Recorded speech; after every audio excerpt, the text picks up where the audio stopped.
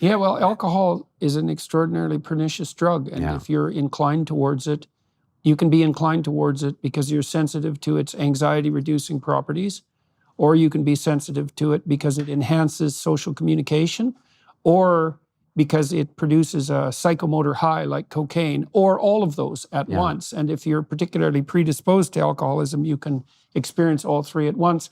I had a friend in Montreal, Frank Irvin, great old guy, looked like Ernest Hemingway. He had a monkey farm on St. Kitts, and him and his woman, Roberta, I can't remember Roberta's last name. She was quite a piece of work too, a real cool person.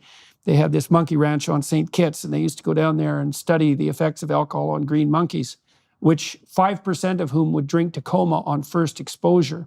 And they had videotapes of these damn monkeys drinking, and it looked like a frat party, you know, but 5% of them on first exposure would drink to coma. And those were the monkeys that had a biological predisposition to alcoholism. And alcohol is a really bad drug, you know. 50% of murders take place in an alcohol-fueled environment. Either the victim or the perpetrator or both is drunk.